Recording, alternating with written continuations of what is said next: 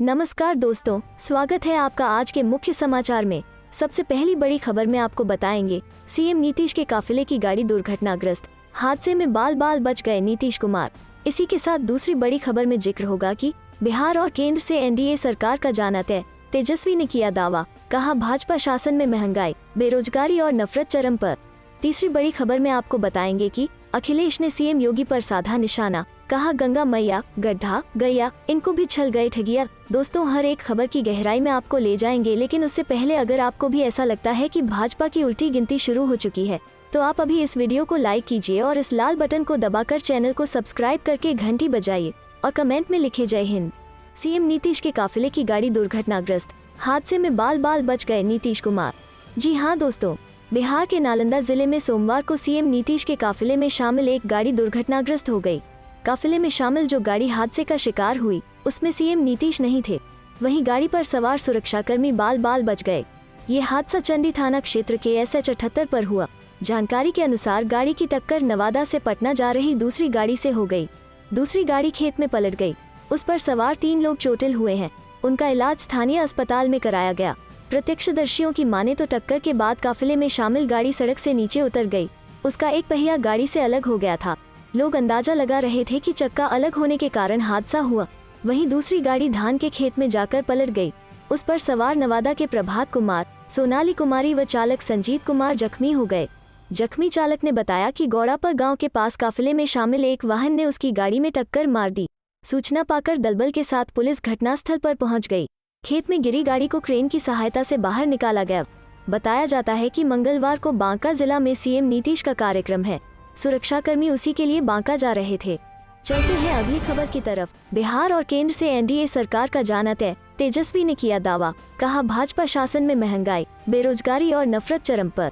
जी हां दोस्तों, नेता प्रतिपक्ष तेजस्वी यादव ने सोमवार को महंगाई के मामले में केंद्र सरकार पर करारा वार किया है। ट्वीट के माध्यम से उन्होंने दावा कहा है कि बिहार और केंद्र दोनों जगहों से एनडीए सरकार का जाना तय है। उन्होंने कहा है कि सरकार को आम जनता की परेशानी से कुछ लेना देना नहीं है। भाजपा शासनकाल में देश में महंगाई, बेरोजगारी और नफरत चरम पर है। हर व्यक्ति महंगाई से परेशान है। किसान, नौजवान, व्यापारी, कर्मचारी, छात्र, मजदूर, गरीब सब इस जनविरोधी पूंजी परस्त सरकार से त्रस्त है। चलते हैं अगली खबर की तरफ। अखिलेश ने सीएम योगी पर साधा निशाना, कहा गंगा मैया, गड्ढा, गैया, इनको भी छल गए ठगिया। जी हाँ दोस्तों, उत्तर प्रदेश विधानसभा चुनाव में अब ज्यादा वक्त नहीं बचा है। जैसे जैसे चुनाव नजदीक आ रहे हैं, सत्ता पक्ष और विपक्ष के बीच बयानबाजी का दौर भी शुरू हो रहा है। वोटरों को लुभाने के लिए सत्ता पक्ष अपने कार्यकाल के दौरान किए गए कार्यों को गिनाने में जुटी है, तो विपक्ष उनके द्वारा किए गए कार्यों से कमी निकालने में कोई कसर नहीं छोड़ रही। इसी कड़ी में समाजवादी पार्टी के प्रमुख अखिलेश यादव ने उत्तर प्रदेश के मुख्यमंत्री योगी आदित्यनाथ की भाजपा सरकार पर कटाक्ष किया है। अखिलेश यादव ने गंगा की सफाई, सड़कों पर गड्ढे और गोवंश को लेकर सीएम योगी पर सीधा निशाना साधा है। अखिलेश यादव ने तंज कसते हुए लिखा है कि गंगा मैया, गड्ढा, गैया, इनको भी छल गए ठगिया। अखिलेश यादव ने ट्वीट कर लिखा कि गंगा मैया, गड्ढा, गैया, इनको भी छल गए ठगिया। ऊपर की जनता भाजपा से पूछ रही है कि हमारी गाड़ी कमाई से वसूले टैक्स से जो हजारों करोड़ गंगा जी के नाम पर खर्च किया वो कहाँ बह गया? गड्ढों का बजट किसके जेब के गड्ढे में गया और गौवंश के पैसे की जुगाली किसने की? इस ट्वीट के नीचे उन्होंने कुछ तस्वीरें भी पोस्ट की, जिसमें सड़कों पर गड्ढे दिख रहे हैं। कई गाय कचरों के ढेर से अपने लिए खाने को तलाश रही है। अखिलेश ने इस ट्वीट के साथ एक हैशटैग भी लगाया है, झूठका फूल। बता दें कि इससे पहले सपा अध्यक्ष अखिलेश यादव ने बीजेपी सरकार को ठग करने का प्रयास करने वाली सरकार कहा था। अखिलेश ने अपने ट्वीट में लिखा था कि 54 गुजरे, 6 महीने बचे इस दम्भी सरकार के किसान, गरीब, महिला व युवा पर अत्याचार के बेरोजगारी, महंगाई, नफरत व ठप कारोबार के बहकावे, फुसलावे वाली जुमलेबाज सरकार के नहीं चाहिए ऐसी सरकार जिसका सच है ठक्का साथ, ठक्का विकास, ठक्का विश्वास, ठक्का प्रयास। साथ में अंत में उन्होंने हैशटैग झूठका फूल भी लिखा था। चलते हैं अगली खबर की तरफ। कृष्ण भक्त मुस्लिम ने गाया महाभारत का टाइटल ट्रैक गीत, तेजस्वी यादव बोले मेरा भारत महान। जी हाँ दोस्तों, सोशल मीडिया पर एक वीडियो तेजी से वायरल हो रहा है। इस वीडियो में एक मुस्लिम शख्स महाभारत का टाइटल ट्रैक गीत गा रहा है, वो भी काफी शानदार तरीके से। उस शख्स के पास 2-4 लोग खड़े होकर उसे सुनते हुए दिखाई दे रहे हैं। इस वीडियो को राष्ट्रीय जनता दल सुप्रीमो लालू प्रसाद यादव के बेटे और नेता प्रतिपक्ष तेजस्वी यादव ने ट्वीट कर लिखा, मेरा भारत महान। तेजस्वी यादव ने ट्वीट करते हुए लिखा, मेरा भारत महान। हमारे देश की इसी खूबसूरती, तहजीब, भाईचारे और मोहब्बतों को कुछ नफरती ताकतें समाप्त करना चाहती है, लेकिन हम सब ऐसा होने नहीं देंगे। जय हिंद। तेजस्वी यादव ने जो वीडियो ट्वीट किया है उसमें मुस्लिम शख्स गाता हुआ दिखा देता है महाभारत कथा। कथा है पुरुषार्थ की, ये स्वार्थ की परमार्थ की सारथी जिसके बने श्री कृष्ण। भारत पाठ की शब्द दिग्घोषित हुआ जब सत्य सार्थक सर्वथा शब्द दिग्घोषित हुआ। यदा यदा ही धर्मस्य ग्लानिर्भवति भारत अभ्युत्थानम धर्मस्य तदात्मानं सृज्याहम् परित्राणाय साधूनां विनाशाय च दुष्कृतम धर्म संस्थापनार्थाय संभवामि युगे युगे। चलते हैं अगली खबर की तरफ। सीतापुर किसान महापंचायत, राकेश टिकैत बोले 33 माह चलेगा आंदोलन, हर समय रहें तैयार, गुंडों का बादशाह बनकर। कैसे समाप्त हो गई गुंडाई? जी हां दोस्तों, किसान नेता राकेश टिकैत ने केंद्र व प्रदेश सरकार की नीतियों पर सोमवार को जमकर निशाना साधा। किसान आंदोलन को फसल व नस्ल से जोड़ते हुए इसे 33 माह तक चलाने का उन्होंने ऐलान किया। तीनों काले कानून की वापसी तक घर न जाने की बात कही। योगी सरकार पर निशाते साधते हुए कहा, यूपी का गुंडा ही गुंडों का बादशाह बनकर यूपी से गुंडागर्दी समाप्त करने की बात कह रहा है। यह बात किसी के गले नहीं उतर रही है। राकेश टिकैत सोमवार को सीतापुर में आरएमपी मैदान पर आयोजित किसान महापंचायत को संबोधित कर रहे थे। करीब 45 मिनट के भाषण में केंद्र सरकार से लेकर प्रदेश सरकार की जनविरोधी नीतियों के खिलाफ हल्ला बोला। राकेश टिकैत ने कहा, यूपी सरकार से बड़ा गुंडा इस देश में कोई सरकार नहीं है। इसका जीता उदाहरण पंचायत चुनाव में देखने को मिला। एक जिला पंचायत सदस्य के घर पर दरोगा बैठा दिया गया। पटवारी नाप करने के लिए तैयार रहे, जब तक वोट नहीं मिल गई हर जतन करते रहे। अगर किसी ने न कर दी तो उनके घर की नाप करके उसे अवैध घोषित करके बुलडोजर चलवा दिया। प्रदेश सरकार की 4 साल की उपलब्धियों पर बोलते हुए कहा, 4 साल में गन्ने का एक भी रुपया नहीं बढ़ाया गया। इस दौरान महंगाई चरम पर पहुंच गई। अब झूठ बोलकर उपलब्धियां गिनाई जा रही है। प्रदेश सरकार को हम झूठ का स्वर्ण पदक दिलाएंगे। राकेश टिकैत ने कहा, केंद्र सरकार पर तंज कसते हुए पहले फैक्ट्री बन जाती है, उसके बाद सरकार नीतियां बनाती है, यानी पार्लियामेंट बिक चुकी है। केंद्र सरकार ने दिल्ली में किसान आंदोलन को कुचलने के लिए हर संभव प्रयास किए, लेकिन किसानों के बुलंद हौसले के आगे वो इसे डिगा नहीं सके। इस आंदोलन में भी आए किसान समझ लें, यहाँ से जाने के बाद जिला प्रशासन आपकी गाड़ी का नंबर नोट करके घर पर नोटिस भेजेगा। लेकिन इससे डरने की बिल्कुल जरूरत नहीं है, क्योंकि आज़ादी 90 वर्षों बाद मिली थी। इस दौरान लाखों लोग शहीद हो गए थे, तमाम यातनाएं झेली। क्या इससे आंदोलन कमजोर पड़ा था? इसी तरह हमें अपना यह आंदोलन ले जाना है। इस दौरान तमाम बाधाएं आएंगी, लेकिन किसी भी मुसीबत से डरने की जरूरत नहीं है। उन्होंने कहा, युवा पीढ़ी आंदोलन नहीं कर पाएंगी, इसलिए इस आंदोलन में जुड़कर सफल बनाएं। आने वाली जब पीढ़ी आपसे पूछेगी जब आंदोलन चल रहा था उस समय आप कहाँ थे, तो आप उसे माफ नहीं कर पाएंगे। इसलिए जब तक तीनों काले कानून वापस नहीं लिए जाते हैं यह आंदोलन अनवरत चलेगा। उन्होंने किसानों को आग्रह किया, किसी भी दिन आंदोलन की धमाकेदार शुरुआत हो सकती है, इसलिए इसके लिए हम समय तैयार रहे, अपने ट्रैक्टर को तैयार रखें। अखाड़ा परिषद के अध्यक्ष महंत नरेंद्र गिरी की संदिग्ध हालात में मौत, फांसी से लटकता मिला शव। जी हां दोस्तों, अखाड़ा परिषद के अध्यक्ष महंत नरेंद्र गिरी का सोमवार को निधन हो गया है। नरेंद्र गिरी का शव प्रयागराज के उनके बाघम्बरी मठ में ही फांसी के फंदे से लटकता मिला। उस कमरे का दरवाजा अंदर से बंद था। पुलिस दरवाजा तोड़कर अंदर पहुंची तो उनका शव फंदे से लटका था। मौके से एक सुसाइड नोट भी मिला है। सूत्रों के मुताबिक इस सुसाइड नोट में शिष्य आनंद गिरी पर मानसिक तौर पर परेशान करने का आरोप लगाया गया है। जानकारी के मुताबिक अखाड़ा परिषद के अध्यक्ष महंत नरेंद्र गिरी बाघम्बरी मठ में संदिग्ध परिस्थितियों में मृत पाए गए। पुलिस के मुताबिक अखाड़ा परिषद के अध्यक्ष और बाघम्बरी मठ में फांसी के फंदे से लटकता मिला। पुलिस के मुताबिक बाघम्बरी मठ में जहां महंत नरेंद्र गिरी का शव फंदे से लटकता मिला वहां चारों तरफ से गेट बंद मिला। पुलिस ने शुरुआती जांच के आधार पर इसे आत्महत्या बताया है। फिलहाल फॉरेंसिक टीम मौके पर पहुंच चुकी है। भारी पुलिस फोर्स घटनास्थल पर मौजूद है। समाजवादी पार्टी के राष्ट्रीय अध्यक्ष अखिलेश यादव ने महंत नरेंद्र गिरी के निधन पर शोक व्यक्त किया है। अखिलेश यादव ने ट्वीट कर कहा है कि अखिल भारतीय अखाड़ा परिषद के अध्यक्ष नरेंद्र गिरी जी का निधन अपूरणीय क्षति है। ईश्वर पुण्य आत्मा को अपने श्री चरणों में स्थान और उनके अनुयायियों को यह दुख सहने की शक्ति प्रदान करें। गौरतलब है कि आचार्य नरेंद्र गिरी का पिछले दिनों अपने ही शिष्य आनंद गिरी के साथ विवाद हो गया था। हाल ही में इस विवाद का पटाक्षेप हुआ था। महंत नरेंद्र गिरी के निधन पर प्रतिक्रिया व्यक्त करते हुए स्वामी संविदानंद सरस्वती ने इसे साजिश करार दिया।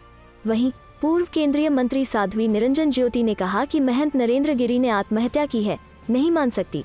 उन्होंने कहा कि ये जांच का विषय है। अब असेंबली इलेक्शन 2022, ओम प्रकाश राजभर का दावा, 150 बीजेपी विधायक संपर्क में, चुनाव से पहले ज्वाइन करेंगे एसबीएसपी।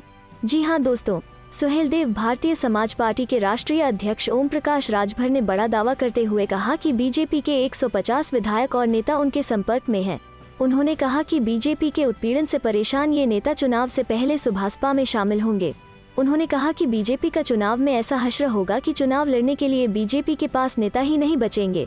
राजभर ने बीजेपी को देश की सबसे बड़ी झूठी और भ्रष्ट पार्टी बताते हुए कहा कि 2022 के विधानसभा चुनाव में बीजेपी को हराने के लिए संकल्पित है। इतना ही नहीं, राजभर ने योगी सरकार के 4.5 साल की उपलब्धियों को भी झूठ का पुलिंदा बताया। रविवार को वाराणसी के सिंचाई विभाग के गेस्ट हाउस में प्रेस वार्ता करते हुए सुभासपा राष्ट्रीय अध्यक्ष ने कहा कि योगी सरकार 4.5 साल में झूठ का विकास खूब हुआ है। पिछड़ों, दलितों और वंचितों का अधिकार व आरक्षण लूटने का काम तेजी से हुआ है। भ्रष्टाचार व बेरोजगारी का विकास हुआ है। महिला अपराध का विकास तेजी से हुआ है। न सामाजिक न्याय समिति रिपोर्ट लागू कर पाए, न स्नातकोत्तर तक निःशुल्क शिक्षा दे पाए। राजभर ने आगे कहा कि महंगी शिक्षा, महंगी बिजली, महंगा राशन, महंगा पेट्रोल, डीजल, महंगा गैस सिलेंडर, सरसों तेल और दूध ने महंगाई के सारे रिकॉर्ड तोड़ दिए। यही तो डबल इंजन की सरकार में तेजी से विकास हुआ है। इतना विकास होने के बाद अगर अब्बाजान का रट लगाना पड़े तो समझ जाना चाहिए, इनके विकास सिर्फ विज्ञापन में हुए हैं। राजभर यही नहीं रुके, उन्होंने महंगाई को लेकर केंद्रीय मंत्री स्मृति ईरानी को भी चुनौती दी। साथ ही कहा कि मनमोहन सिंह की तरह नरेंद्र मोदी को भी चूड़ियां भेंट करें। राजभर ने सपा के राष्ट्रीय अध्यक्ष अखिलेश यादव के उस बयान का भी समर्थन किया जिसमें उन्होंने बीजेपी को ठग करार दिया था। राजभर ने कहा कि बीजेपी ने राम मंदिर की जमीनों के नाम पर भी लोगों को ठगा है।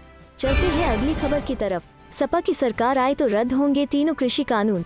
जी हां दोस्तों, उत्तर प्रदेश की राजधानी लखनऊ में भगवान परशुराम की 108 फुट की प्रतिमा स्थापित कराने पर समाजवादी पार्टी का आभार प्रकट करने के लिए मुजफ्फरनगर के जीआईसी मैदान में ब्राह्मण सम्मेलन आयोजित किया गया। इसमें ब्राह्मण समाज के लोगों ने अपनी ताकत दिखाते हुए बड़ी संख्या में सम्मेलन में शामिल होने पहुंचे। ट्रैक्टर, ट्रॉली, गाड़ियों, मोटरसाइकिल व अन्य वाहनों से सम्मेलन में पहुंचे ब्राह्मण समाज के लोगों का जोरदार स्वागत किया गया। ब्राह्मण सम्मेलन में मुख्य अतिथि के रूप में पहुंचे समाजवादी पार्टी के वरिष्ठ नेता व पूर्व विधानसभा अध्यक्ष माता प्रसाद पांडेय व पूर्व मंत्री अभिषेक मिश्र के अलावा कई जनप्रतिनिधि भी मुख्यातिथि के रूप में शामिल हुए। ब्राह्मण सम्मेलन में पहुंचे सपा नेता अभिषेक मिश्र ने किसान आंदोलन पर बोलते हुए कहा कि अगर 2022 में उनकी सरकार सत्ता में आए तो कृषि कानूनों रद्द कर देंगे। उन्होंने कहा कि 5 साल में भाजपा सरकार पूरी तरह से फेल रही है। उत्तर प्रदेश में रोजगार की इतनी बदतर अवस्था कभी नहीं रही। वहीं सुरक्षा में एनसीआर का जो डाटा है वो सबसे खराब है। हमारा किसान 1 साल से सड़क पर बैठा हुआ है। इनको किसानों से न कोई मोहब्बत है और न कोई हमदर्दी। ये बस बड़ी बड़ी बात करना जानते हैं, पूरे झूठे लोग हैं। उन्होंने कहा कि मैं आपको विश्वास दिलाना चाहता हूं कि अगर समाजवादी पार्टी की सरकार बनी तो इन किसानों के लिए जो हमें करना पड़े वो करेंगे। अगर कृषि कानून खत्म करने पड़े तो वह भी करेंगे। नए कानून बनाएंगे। सरकार की ओर से किसानों को सभी सुविधाएं दी जाएंगी। चलते हैं अगली खबर की तरफ। सीएम योगी के संभल दौरे से पहले बीजेपी विधायक ने दी धरने की धमकी, मनाने में जुटे कई मंत्री। जी हां दोस्तों, यूपी के सीएम योगी के संभल दौरे से एक दिन पहले बीजेपी विधायक अजीत यादव के धरने की धमकी से कार्यक्रम की तैयारी में जुटे नेताओं में हड़कंप मच गया है। जिला प्रशासन से नाराज विधायक को मनाने में जुटे कई मंत्री। राज्य मंत्री बलदेव सिंह औलख ने बयान जारी कर कहा, नाराज विधायक को मना लेंगे। बीजेपी के कई मंत्री नाराज विधायक अजीत यादव को मनाने के लिए जुटे हुए हैं। बीजेपी राज्य मंत्री और जिले के प्रभारी मंत्री बलदेव सिंह औलख ने प्रेस कॉन्फ्रेंस कर बयान दिया है कि नाराज विधायक अजीत यादव हमारे हैं और हम उनके नाराज विधायक को मना लिया जाएगा। जिला प्रशासन के खिलाफ उनकी नाराजगी से मुख्यमंत्री को अवगत कराया जाएगा। दरअसल संभल जिले में गुन्नौर विधानसभा सीट से बीजेपी विधायक अजीत यादव जिले में सरकारी महकमों और पुलिस विभाग में भ्रष्टाचार और घूसखोरी की शिकायतें सामने आने से काफी नाराज हैं, जिसकी शिकायत विधायक जिला प्रशासन की बैठकों में जिले के डीएम और एसपी से कई बार कर चुके हैं। बीजेपी विधायक अजीत यादव का आरोप है कि उनकी शिकायत के बावजूद जिले के डीएम और एसपी भ्रष्टाचार में लिप्त अधिकारी और कर्मचारियों के खिलाफ कोई कार्रवाई नहीं कर रहे हैं। विधायक अजीत यादव ने जिला प्रशासन के अफसरों और कर्मचारियों के खिलाफ भ्रष्टाचार और घूसखोरी की शिकायतों के मामले में 3 दिन पहले जिले के डीएम संजीव रंजन को शिकायती पत्र सौंपकर संभल में 21 सितंबर को होने वाले मुख्यमंत्री के दौरे से एक दिन पहले आज 20 सितंबर को जिला प्रशासन के खिलाफ जिला मुख्यालय पर धरना देने का अल्टीमेटम दिया। चलते हैं अगली खबर की तरफ। 20 करोड़ की टैक्स चोरी के आरोपों पर सोनू सूद ने तोड़ी चुप्पी, कहा हमेशा अपना पक्ष रखने की जरूरत नहीं। जी हां दोस्तों, लॉकडाउन के दौरान प्रवासी मजदूरों की मदद करके सुर्खियों में आए बॉलीवुड एक्टर सोनू सूद बीते कई हफ्तों से टैक्स चोरी के आरोपों को लेकर चर्चा में हैं। आयकर विभाग ने सोनू सूद के 6 ठिकानों पर छापेमारी करने के बाद सोनू पर 20 करोड़ रुपए की टैक्स चोरी का आरोप लगाया है। अब सोनू सूद ने इस मुद्दे पर एक पोस्ट सोशल मीडिया पर शेयर किया है। इस लंबे पोस्ट में सोनू ने लिखा, आपको हमेशा अपना पक्ष रखने की जरूरत नहीं होती, वक्त खुद ऐसा करता है। मेरी खुशनसीबी है कि मैं अपनी पूरी ताकत और दिल से भारत के लोगों की सेवा कर सका। मेरे फाउंडेशन में मौजूद एक रुपया कीमती जिंदगी बचाने और जरूरतमंदों के लिए है। इसके साथ ही कई मौकों पर मैंने विज्ञापन देने वाले ब्रांड्स को मेरी फीस डोनेट करने को भी प्रोत्साहित किया है ताकि कभी पैसे की कमी न पड़े। नोट में सोनू ने आगे लिखा, मैं कुछ मेहमानों की आवभगत करने में व्यस्त था और इसलिए पिछले 4 दिनों से आपकी सेवा के लिए उपलब्ध नहीं था। अब मैं एक बार फिर पूरी विनम्रता के साथ आपकी सेवा में जिंदगी भर के लिए वापस आ गया हूँ। कर भला हो भला, अंत भले का भला। मेरा सफर जारी रहेगा। जय हिंद। सोनू सूद ने इस नोट के साथ कैप्शन में लिखा, सख्त राहों में भी आसान सफर लगता है, हर हिंदुस्तानी की दुआओं का असर लगता है। बता दें कि केंद्रीय प्रत्यक्ष कर बोर्ड ने शनिवार को आरोप लगाया कि सोनू सूद और उनके सहयोगियों ने 20 करोड़ रुपए की टैक्स चोरी की। बोर्ड ने यह भी आरोप लगाया कि जब आयकर विभाग ने उनके और उनसे जुड़े लखनऊ स्थित ग्रुप के परिसरों पर छापा मारा तो यह पाया गया कि उन्होंने अपनी बिना हिसाब की आय को कई फर्जी संस्थाओं से फर्जी असुरक्षित ऋण के रूप में दिखाया।